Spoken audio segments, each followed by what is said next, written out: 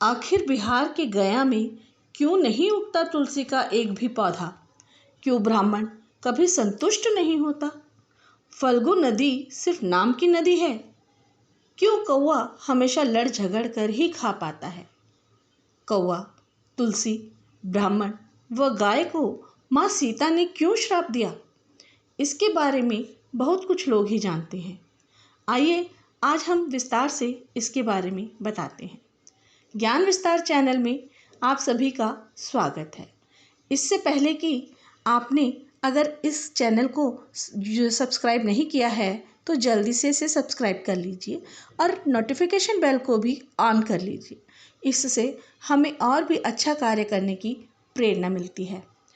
वाल्मीकि रामायण के मुताबिक वनवास के दौरान भगवान राम, लक्ष्मण और माता सीता पितृपक्ष में श्राद्ध करने के लिए बिहार के गया धाम पहुँचे।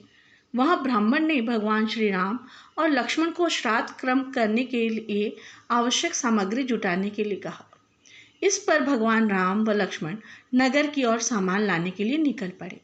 ब्राह्मण देवता ने माता सीता से आग्रह किया कि पिंडदान का समय निकलता जा रहा है और अभी तक राम और लक्ष्मण सामान लेकर लौटे नहीं हैं।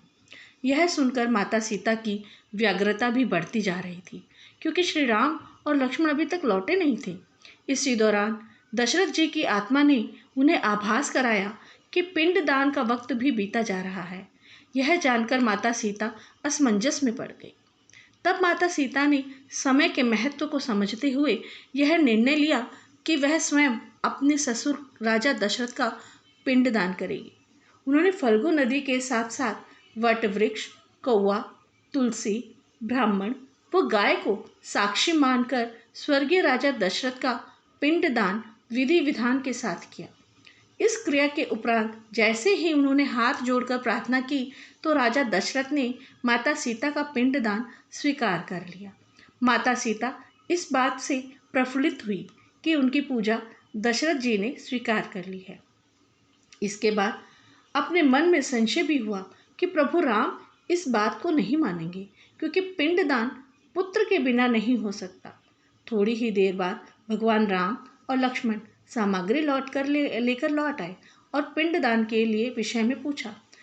तब माता सीता ने कहा कि समय निकल जाने के कारण उन्होंने स्वयं पिंडदान कर दिया। प्रभु राम को इस बात का विश्वास नहीं हो रहा था कि बिना पुत्र और बिना सामग्री के पिंडदान कैसे संपन्न और स्वीकार हो सकता है। इसके बाद माता सीता ने कहा कि वहाँ उपस्थित फल्गु नदी, तुलसी, कौवा, गाय, वट वृक्ष और ब्राह्मण श्राद्ध कर्म की गवाही दे सकते हैं। भगवान राम ने जब इन सब से पिंडदान किए जाने की बात सच है या नहीं यह पूछा, तब फल्गु नदी, गाय, कौवा, तुलसी और ब्राह्मण पांचों ने प्रभु राम का क्रोध देखकर झूठ बोल दिया कि माता सीता ने कोई पिंडदान नहीं किया है। वट वृक्ष ने सत्य कहा कि माता सीता ने सबको साक्षी मानकर विधि पूर्वक राजा दशरथ का पिंडदान किया है। पांचों साक्षी के झूठ बोलने पर माता सीता ने क्रोधित होकर उन्हें आजीवन श्राप दे दिया। उन्हें श्राप मिला था कि फल्गु नदी को यह श्राप दिया कि वह सिर्फ नाम की ही नदी रहेगी, उसमें पानी नहीं रहेगा। इसी कारण फल्गु नदी आज भी गया में सूखी है। गाय को श्राप दिया कि गाय पूजनीय होकर भी सिर्फ उसके पिछले हिस्से की पूजा की जाएगी और गाय को खाने के लिए दर बदर भटकना पड़ेगा। आज भी हिंदू धर्म में गाय के पिछले हिस्से की ही पूजा की जाती है और वह खाने के लिए दर बदर की ठोकरें खाती है।